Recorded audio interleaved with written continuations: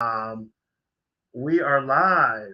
Torrence Ford here. We are live. I wanted to run a series or a segment that everyone's been asking me about. Airbnb. What's the big deal? What's it about? What is it not about? What are the precautions? I'm scared.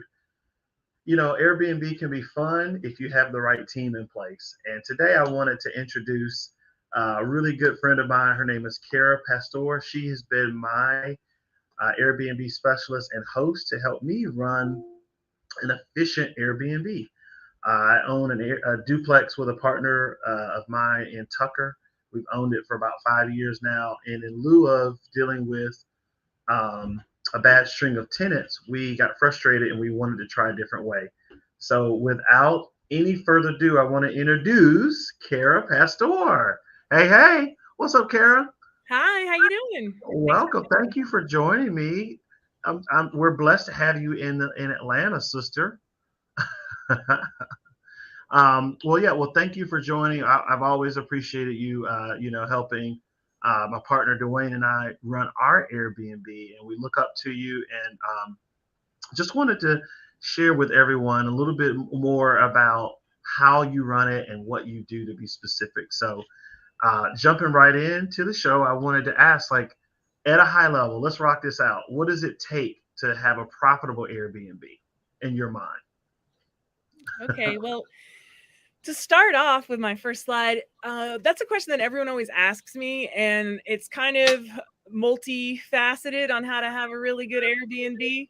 Right. Um, the most important thing is to bring your property to its fullest potential. Like, if you have an extra room and you're not using it, you've got to get that room up and happening. If you've got a bathroom that was halfway done, you've got to finish it. So the second part about it is you have to make an experience. Making an experience for the guest is going to make them want to come back and give you 5 stars and feel like it is way better than going to a hotel. So Okay. experience is really important. And then third, you really have to have a quality about how you deliver your experience. There has to be consistency in it, and it has to have a quality that is above and beyond hotel. So, all of those things together can Okay. really amplify your return on your investment. So, basically, if you can get your property to be the highest and best it can possibly be, you're going to be able to really maximize your return. And we're going beyond fluffy pillows and nice rugs and nice shower curtains. You can still get bad reviews with a few things from Home Goods and Target. Like it goes beyond just one trip to Target or Home Goods to make your Airbnb. You know? Would you agree? Yeah, no, definitely. I mean, that's why I said steps to success. I mean, this is an example of one of the properties I've done where most people would just have regular steps. Look at, I put tile on them. Like, I really created an experience that people wouldn't normally get in their homes. People are trying to escape and go into something that they don't remind themselves of their everyday life that's going to give them sort of, maybe fantasy or an experience that's above and beyond some kind of palatial feeling that they don't Right. necessarily have in their everyday home. That's why they're going to pay extra for it. Now, Kara, you are an artist and a photographer, so you are artsy, as I would say, and I love you for that. I don't always have that zhuzh to put out, so it's important that you have to bring that out in your property and make your property shine. So, thank you for giving us those 3 tips here. All right, I gotta ask, like, tell me, with your background in the photography world, and I've seen your Facebook. You talked to me a little bit about being a model. Like, what's your why on hosting and kind of why Airbnb and just short term rentals is working for you right now? Well, the reason why it's amazing is Yeah. because it's giving me a return that on my investments, it's over 50, like, doubled, sometimes, 3 times more than I would have normally have made on just having a long-term tenant. So for me, having Airbnb, it's actually been an amazing incubator of finances, and it's also giving me the ability as an artist to create habitats for people to experience art in a 360-degree experience, but also for me to get another revenue income from Income stream. properties that wouldn't necessarily in the past brought this amount of value. Value. Yeah, you and I have talked in the past, like people are really having fun, like even showcasing art on the walls or having additional income streams where you may sell house shoes or really nice robes to give them a good experience. So you're the master of that, and we want to make sure we share that today. All right, you've also been the master of making tons of cash on small spaces. Can you elaborate on that? Like, I don't know, I don't want to steal your thunder, but I'll let you elaborate on how small spaces people could still earn 20 to 50 grand, 40 grand, if not Okay. on smaller So spaces. one of the things that I feel I've been able to maximize in smaller spaces is that basically when you have, here's an example. Okay. Uh, this is a studio apartment in a basement that Yep. normally in the past was renting at $600 a month for a studio For of just a around studio. Right. 500 square feet. Now, this property has basically been able to, sorry, we're on the wrong slide. Sorry, yeah, this No, you're property good. has been able to have an $1,800 return. So basically, instead of having the average, 450 square feet, you can, by adding different bathroom fixtures, creating an experience where the walls have murals, adding different textures and patterns and different, like here I have a custom uh city of Atlanta blanket that you can have. So Right.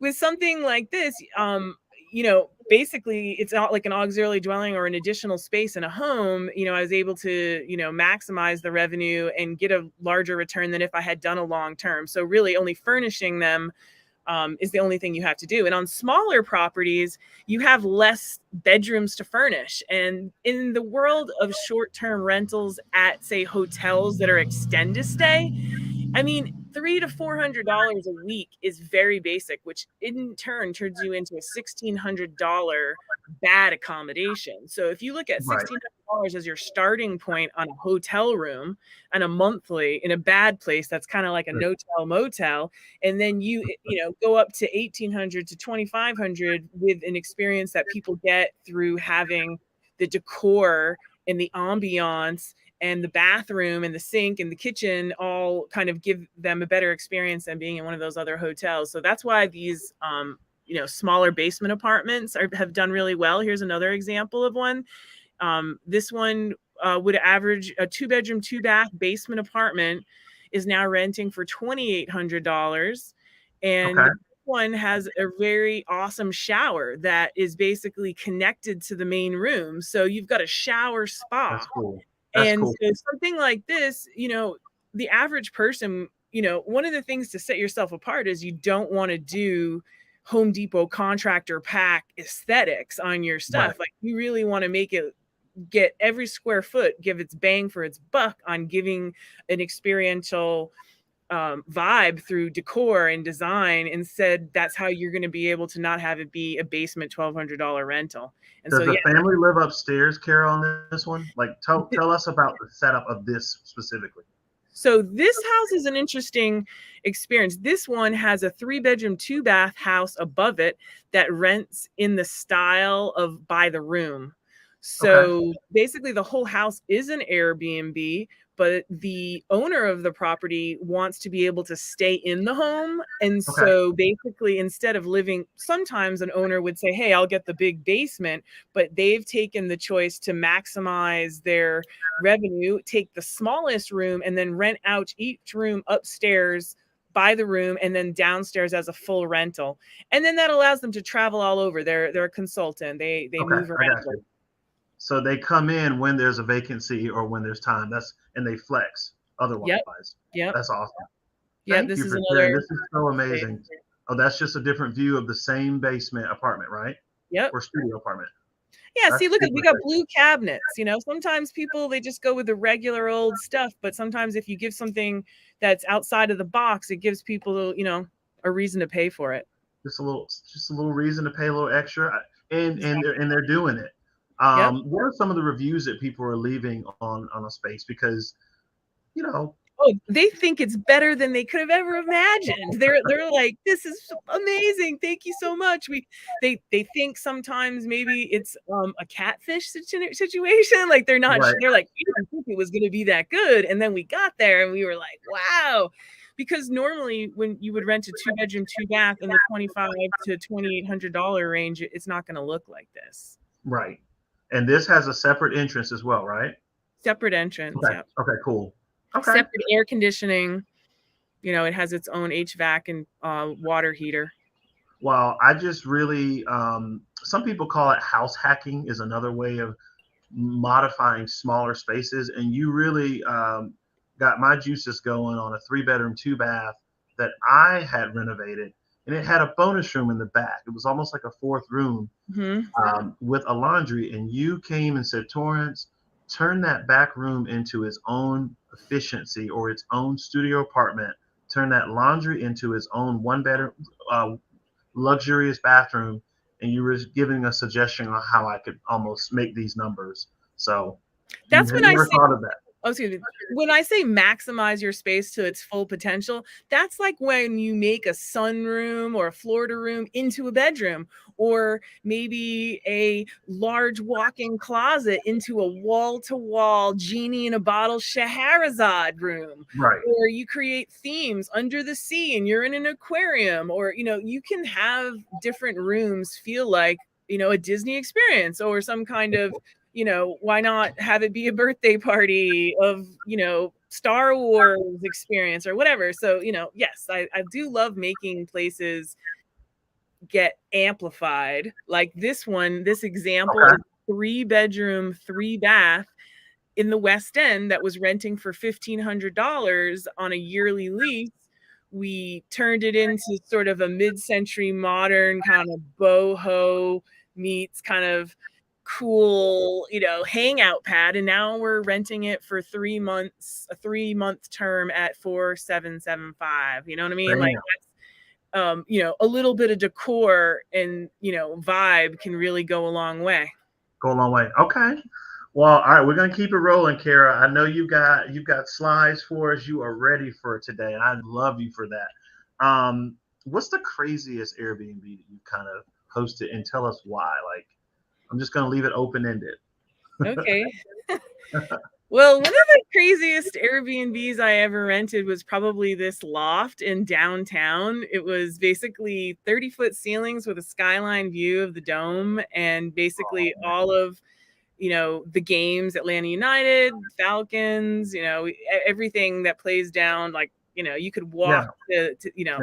And but we had a lot of experiences in this place. Like we had a jam session called Kumbaya ATL. There was a closet that was turned into a room that people slept in. Like, so there was actually like, we had an artist in residence engineer that lived in one room. We had a chef that lived in another room. And, it was just kind of like, if you look at it, it's got a Punky Brewster style to it. And I think that this one, because of the proximity of downtown, the mortgage is probably around $1,500 on this. The wow, nightly amount was about $1,500. And when we did things like on nightly. Oh my space gosh. or by the hour for production and photo shoots and events like that, yeah, our return was pretty great. So Are you it, sharing anything, Kara? I want to make sure we're not missing a photo right now. yeah, I think it's up, but it's not on the, Oh, here we go. Okay. All right. yeah. Now, So all right. So you, is this the one? Okay. Now we yeah, can see it. yeah, bamboo burglar bars. So in case Oh someone did Lord. jump in the window by an artist, I like support a lot of local artists and their work. This is by Karina Sephora. She did the gates at the natatorium for the MLK natatorium. Then the upstairs had bamboo on a 45-degree angle that, Wow. it gives you a different experience. This was the room that had a bedroom in it. This was literally a walk-in closet that became a bedroom for somebody. So this place people have fond memories of. It was an awesome You Airbnb. probably look on Instagram. You should create hashtags. I'm hearing that other hosts will have hashtags for certain sections of their house so that they Mhm. can just kind of build a base. Oh yeah. Um, and do you highlight the artists? I know that you're spouting this really quickly. do you give the artist shout out or props on their pieces or showcase Oh, where? totally. Yeah. Okay. In some of the properties, we actually have like gallery tags like Oh, good. available. Usually there's some sort of write up around the artist within the house. Okay. All Mhm. right, man. Cara, you are amazing. You are like, you've always given me the outside of the box thought. So what's happening now with this house, with the current housing shortage of inventory, a lot of cities, as you know, are going to allowing accessory dwelling units or she sheds or additional, spaces in their backyard. Mhm. Um, what's your take on Atlanta allowing it and just the entire movement happening right now with accessory dwelling units? I'm hearing some really cool things that within the city. Well, I am totally an advocate of having auxiliary dwellings. I feel like the footprint of the Atlanta neighborhoods is so jammed packed now. People are moving. We've got to be able to have on each parcel have more than one family, the way larger cities have multifamilies. And I Right. think a lot of rezoning has occurred, and the city is cognitive of that, residential mixed use rezoning and permitting and allowing to have, um, you know, more families in one zone is good. I think that sometimes people think that it's going to be like Fonzie living in the backyard all the time and get a little nervous. But I mean, at the end of the day, I if you flip it on its head, the same way I said that there was someone who was living upstairs in their 3-2 and renting and maximizing it, I think Right. auxiliary dwellings can be used as income incubators for people who want to live in their auxiliary dwelling and rent their houses as the main As the money main. maker. So, some people like to maximize, just by getting a little additional, income by this smaller dwelling. But the real way to make your most amount of money is to move into your little shack in the back and then rent your house for all the money. And then you go on a trip to Tahiti. Hey, Um, let's dumb this down, Kara. Accessory dwelling unit could be a studio above a garage, a detached garage. It could be a tiny home on wheels pulled in your backyard. It can be a shed converted. mhm. I would say This those are one, the main three. excuse me. Yeah, this slide that's up there is a garage apartment. Okay, So that would normally get 900. We're getting 1850. Um, that's crazy. it's kind of a junior one bedroom. Hmm. But the great thing about this property is it's also connected to the main house. So the main house is getting $5,000 a month. So the property becomes a $6,850 monthly if you don't actually live on the property. So Right. That Kara, that's crazy. Oh my gosh. yeah. But Okay, all right. We're gonna keep moving because I know you've got tons of stuff. Well, okay. So I had a big tour of Atlanta of investors come to Atlanta for the first time from all over, and they were excited to buy an Airbnb to get their first Airbnb. And then 4 days later, the ordinance had hit in city of Atlanta, Fulton County specifically. Can you like give us your take on what the rule is and what people need to be aware of, like investors or just people starting their first one? mhm. Well, unfortunately, they're now only allowing 2 properties. So that's unfortunate. But what Yeah. I say is, hey, the metro area is pretty large. So, hey, you've got like your Airbnb, we got Tucker, we got College Park, we got Hateville, we got the Tri Cities, we got Stone Mountain. So, if you want to be in the city of Atlanta and have your 2 properties there, what's to stop you from having 2 in every other city in the metro area? And it's unfortunate that you can only Right. have 2, and there is a permitting process that you have to go through with the city now, and you Okay. also have to make your neighbors aware, and that kind of keeps you accountable. It's sort of like the people that kind of messed it up, that were very unaccountable hosts that just were like, sure, anything goes, let's have parties, they kind of made it so now these regulations got put in place. Like, if there wasn't as much like ruckus going on, I don't think it would have been Sure. enforced the way that it was. But I mean, I guess, it's like you got to pay to play. I don't mind if someone's Yep. going to pay a permit fee. I just, at this point, we don't want to have any restrictions on daily amounts, monthly amounts, because some municipalities will put in like, oh, you're only allowed to rent 180 days in the year or something. But right now, they're pretty much allowing you to do it. So we should be happy and grateful that they're not restricting us on our days, and they're just making us pay a permit fee to have that. Which city, if you don't mind me asking, which city is implementing a number of days? What is that? Miami? Where is that? Where is that exactly, if you don't mind? Or are you saying they're not? They're not. Well, Atlanta is not, but Yep.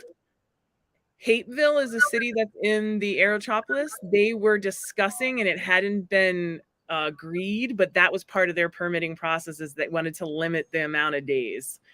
Okay. It hasn't gone through yet, but that was one of those cities that it was on the docket for them. Yeah, and I've heard College Park has had a task force to not really want Airbnb. So you just have to do your research. Is there a particular place that we can go to see what the rules are? I hate to ask you that question, but people want to know, where can they go, or can they just reach out to you and you'll keep them above board? Yeah, I mean, they can reach out to me, but also the city of Atlanta has on their website a very, detailed list of how to comply. Each government website where you could check out, how to pay your property taxes, and, wherever your government's, representative maybe the tax commissioner's website. Okay. Yeah. Okay. Awesome. All right. So let's get into the don'ts, the big no's, the Cara's like, no. What are your top 3 don'ts of making sure you don't do? Or I'll say it a different way, like the most common mistakes that you see rookies make. I'll leave it at that. What are the top 3 don'ts for you? Okay, my number one thing is don't buy anything new. As soon as you sleep on it, it's used. So this is true. You're trying to maximize your return. Why are you paying top dollar? So, a lot of people go in it and say, oh, yeah, I'm going to buy everything on Amazon. It's going to come. Oh, I'm going to buy everything on Wayfair. But, there's so many apps now with OfferUp and Facebook Marketplace and all these different avenues to be able to purchase secondhand goods, even thrift stores that have been around for a really long time. But that's the way that when people go in and they decide, well, I'm going to get my furnished home ready to Airbnb, it's like if you've already spent $10,000 on your 1 bedroom before you even like put a person in it, like that's going to be a long time before you turn a profit. So the quicker you turn a profit, that's winning in the game. So my biggest thing is like, I always tell people, do not go to IKEA and buy the full set. Do not go to Rooms to Go and buy the matching, dresser But Cara, the entire room is $1,800. We can do one and done. You saying don't do it is what you're saying. Okay. Don't do it because you know what? That's what middle America bought because they couldn't afford anything good. Okay, so you want to set yourself apart to, I didn't go to Rooms to Go or Ashley Furniture or IKEA. I got a unique piece that reminds me of a museum showing that I went to back in the day, or this is a feeling of some sort of unique kind of ensemble, eclectic experience in furniture, not like, oh, this is plug and play. I feel like I'm at IKEA again, because that's not what people want to pay for. That's what they're escaping their houses to go to your house to have the experience for. So when you give them, Rooms to Go, hopefully they're not watching, but yes. Cara, they could be our sponsor. You better watch it. No, I'm just kidding. We love you. You can find a piece of furniture. I love a good futon at IKEA. I love a good, rug. I could tell you each store has something good to offer. Okay. I'm just saying don't buy the full set at one of these places. Okay. Another rookie move, do not buy microfiber sheets. They're the worst thing. Like, who wants to sleep in a plastic bag? Who wants pills and one washing? You wash that with your towels. You know what I mean? You have to throw them away. They're like plastic bags. So 100% cotton. You got to give people the original. And you know what? Your linen count makes people have an experience. If they stick on a bed that has pills and potentially other things that collect on it, microfiber is just like not the way to go. And then lastly, People have to get good HVACs. They have to get good water heaters. You can't have the lowest SEER Section 8 rental bad HVAC unit trying Right. to it's your dollar paying the utility Right. bill actually in Airbnb. So you want to have the most efficient stuff. So don't buy cheap. That's Hey, the I'm guilty. Well, I'm not guilty of that, but I will say I am guilty of getting that call in mid-stay that the AC, unfortunately, went out, and it's the worst experience. You're having to give refunds or gift cards or dinner on me. Like, it sucks.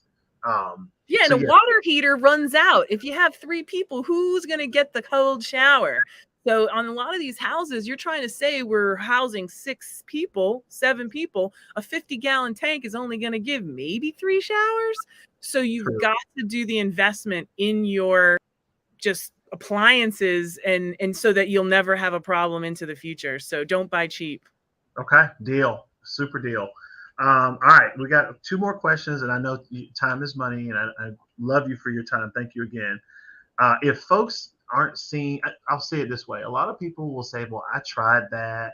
I don't believe in it. I'm not seeing the return." They're basically not seeing the numbers that they're looking for. What would you say the 3 changes that they should make, if even more than 3? What should they do, Kara? I mean, we've talked.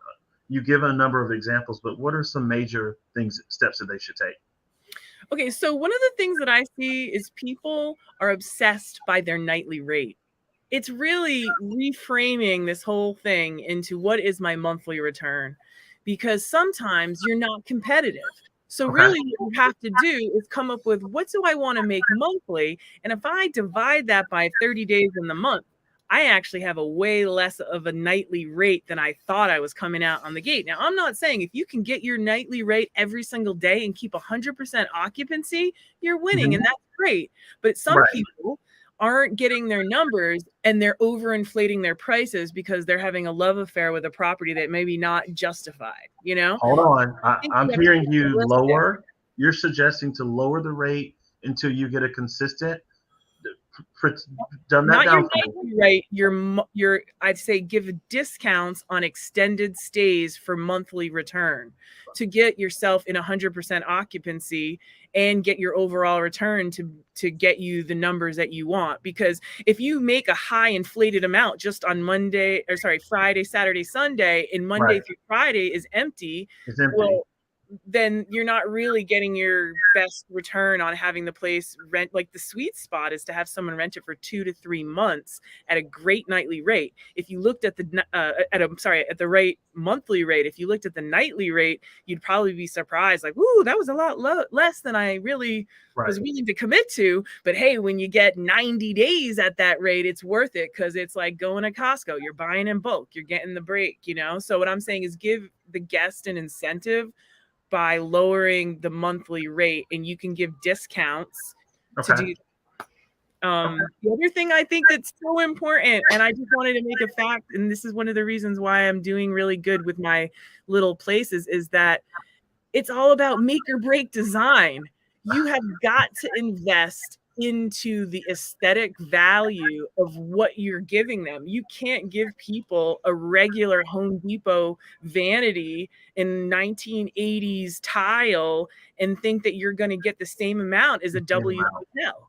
And so you're inflating the value by giving people this experiential design, creative, look. So some of the examples that I have that I wanted to show you Okay. of that were before and afters. So when it was a $500 basement apartment, it looked like that. And then it turned into a $2,100 Hold on basement one apartment. second, Kara. We're going to get this screen shared here. Hold Okay. on 1 second. We can't see here.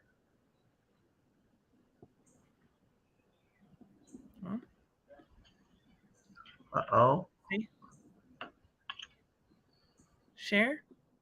Say. Can you see? Hey, there we go. Okay.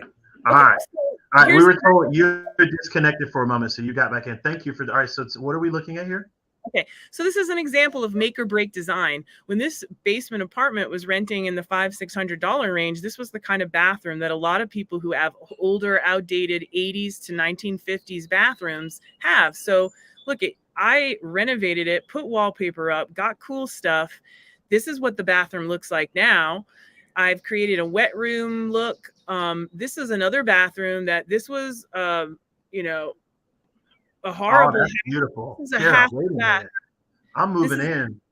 That's awesome. So this is a half bath that was turned into a shower stall. So this is how we made a house. So this right here was the original um, bathroom, and then we added a nook. Well, it was there already, but we turned it into a shower stall. So instead of a You half mean you bath, we stole did the a closet, is what you're saying, Kara? You stole some space from the. yeah. All right, thank you. Yeah. All right. So that's how you maximize your property's full potential. Is there's little nooks and crannies that people never knew, and I'm like, oh my god, it's a window seat, it's an extra bathroom, it's a bedroom. There's spaces that you see every single day that you might have a junk pile stored away in, and I'm like, oh, that's a bed. Oh, that's the area that people are going to go in. So if you make your place have an aesthetic like this, then someone is going to pay way more than if it looks like a regular Home Depot. I keep on saying Home Depot, but I'm just saying that sometimes people, when they're flipping houses, because they want to have the most We want profit to when appeal they to flip. everyone. What? Well, when we're flips, I'm a flipper. So when we flip, we Yep. want to appeal to everyone.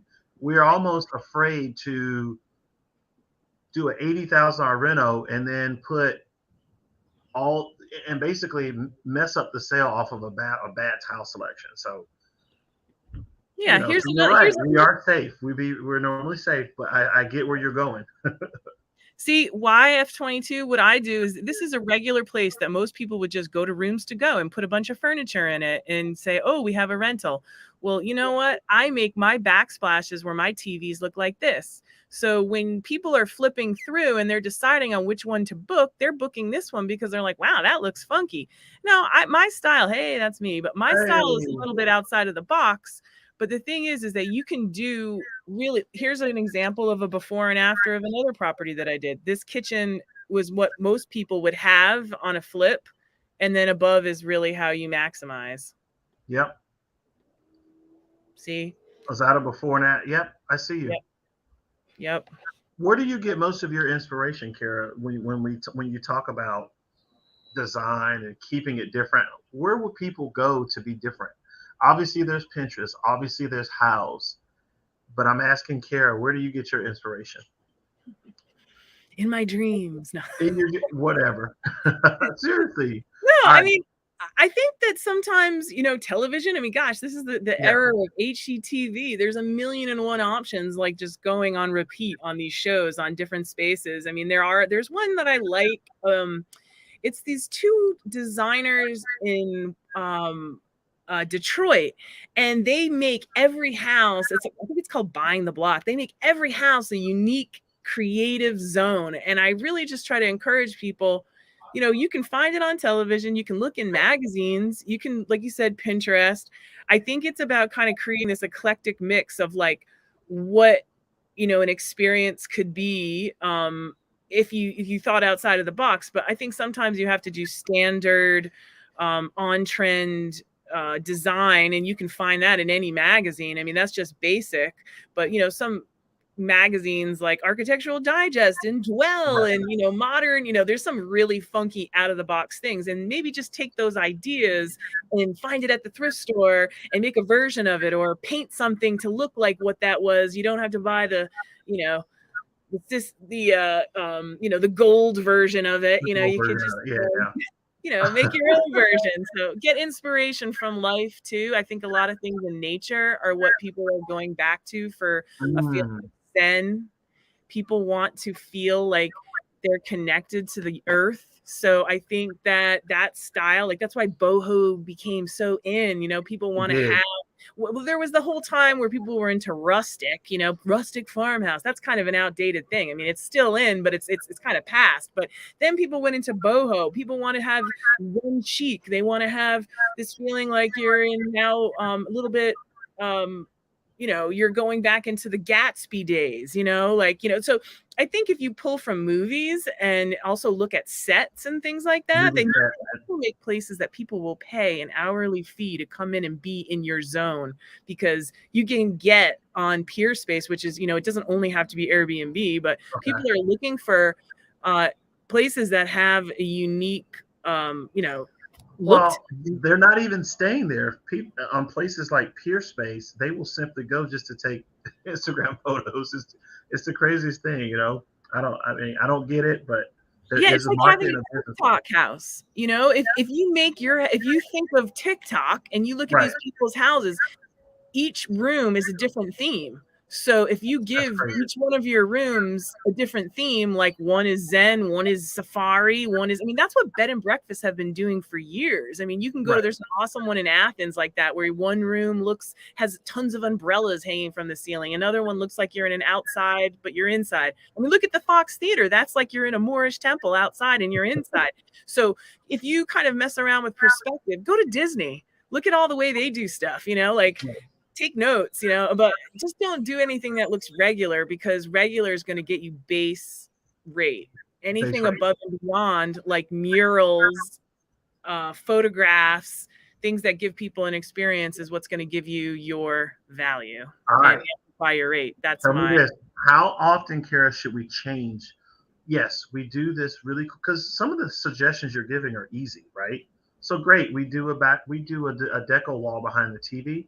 But how long? Maybe we leave that for 3 years and then we freshen it up. What do you think is a freshen period? Like when you buy a house, you're supposed to paint the trim every 7 years or repaint your home. You're told these certain. What would you tell us? Some Cara-isms as far as how often we should refresh? Because some people will spend the money once and not want to change a darn thing. Yeah, I think when it starts looking used is when you got to update it. I think if you can keep a trend or a unique experience looking pretty good, but see, sometimes walls get damaged, people spill stuff.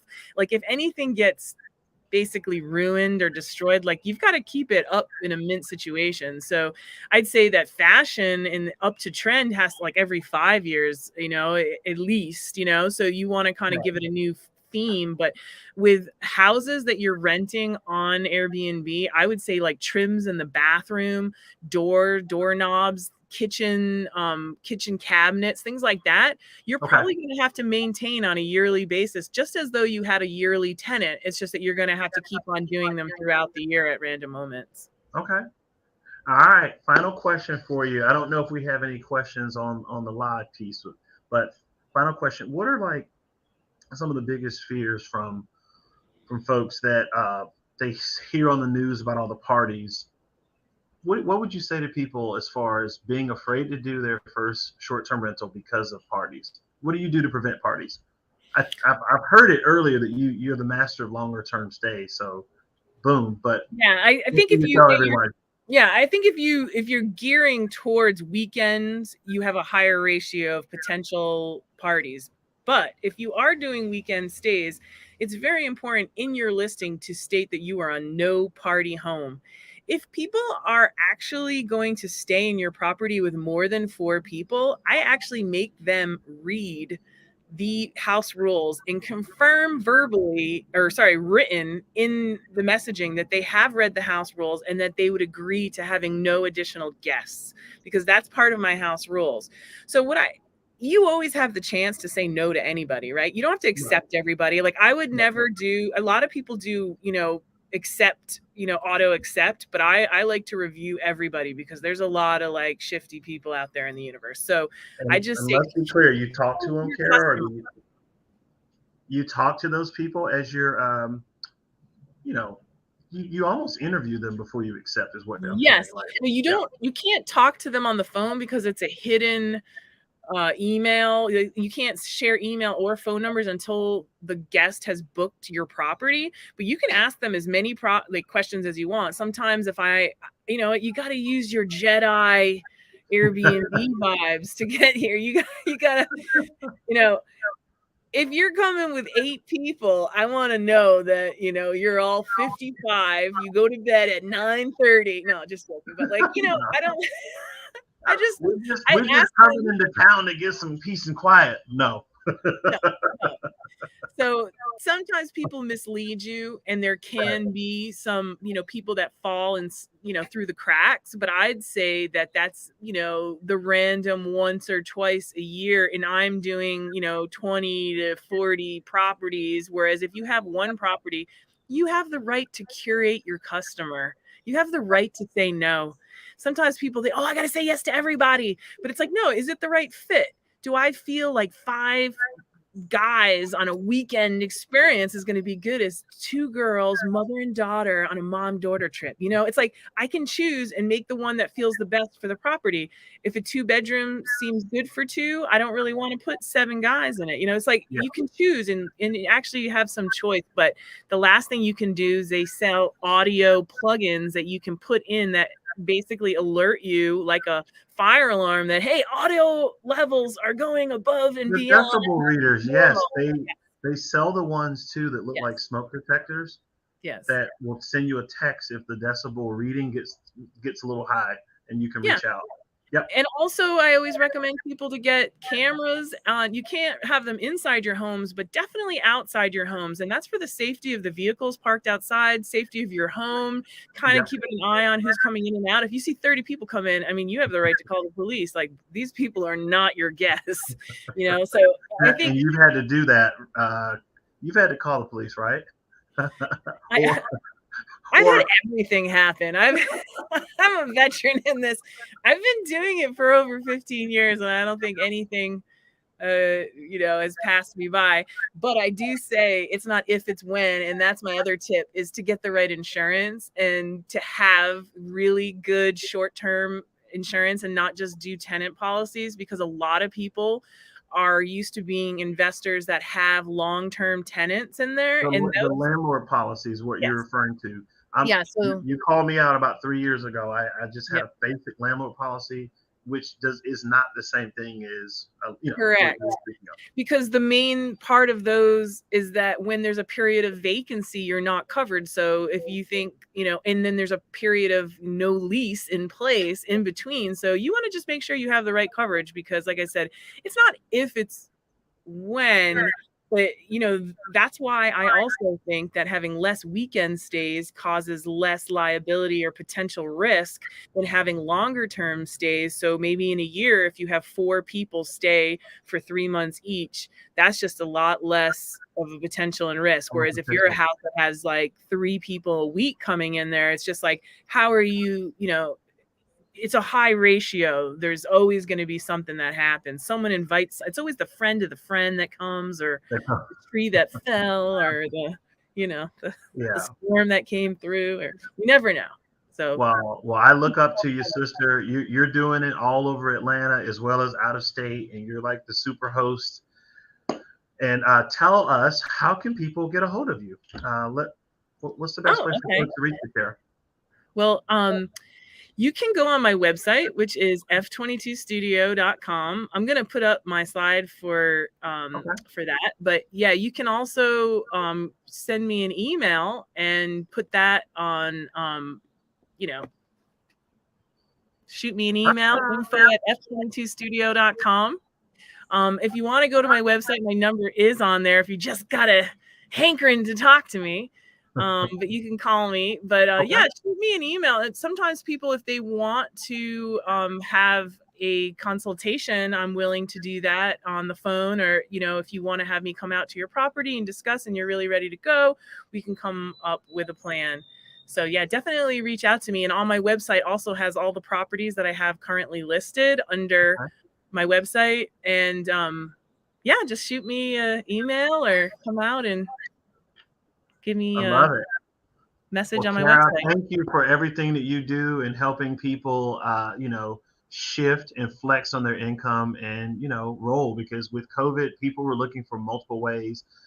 Here at Remax Premier, we have about 37 agents, and of course, about 5 to 6 of them do short-term rentals, and it's secondary. It's great income for them. So in addition to Toro and all the other opportunities, Airbnb still is a win, or short-term rentals, VRBO, or long-term, short long-term by way of travel nurses, flight attendants. It works. And we want to thank you, Cara, for your time. So, Oh, thanks for well, having me, Torrence. It's so great working with you. You're just the best. So thanks for having me. your check's in the mail. No, I'm just kidding. No, for real. Thank you for everything you've done, and we'll see you soon. Okay. Okay. All right, Peace. girl. Be good. Peace. All right, guys. Hopefully, y'all learned some good stuff from Cara on that, and we'll see you next time. Peace.